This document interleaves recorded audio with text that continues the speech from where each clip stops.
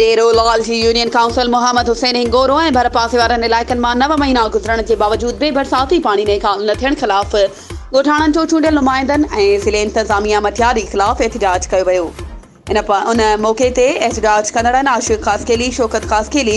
फिदा ख़ासकेली ऐं ॿियनि ॿुधायो आहे त 9 महीना गुज़रण जे बावजूद बि बरसाती पाणी निकाल न थी सघियो आहे, जंहिं करे सवें एकड़नि ते कपह जो फसल पोखे न सघिया आहियूं। हुननि ॿुधायो त बरसाति जो अञा ताईं पाणी बीहण जे करे सवें एकड़नि ते मुश्तमिल अंबनि ऐं केलनि जा बाग़ पिणु सड़ी विया आहिनि, जंहिं करे आबादकारनि खे करोड़ें रुपयनि जो नुक़सान थी वियो आहे ऐं ज़िले इंतज़ामिया सिर्फ़ फोटो सेशन ताईं महदूद थी वई आहे। ॻोठाणनि वसवारनि खां मुतालबो कयो आहे त फौरी तौर ते बरसाती पाणी निकाल कराइण लाइ ठोस उपाउ वरिता वञनि। वधीक ख़बरुनि ऐं अपडेट्स जे लाइ असांजे चैनल खे सब्सक्राइब कयो ऐं हा, बेल आइकन खे प्रेस करणु न विसारिजो त जीअं असांजी हर नई अचण वारी वीडियो तव्हां ताईं पहुची सघे।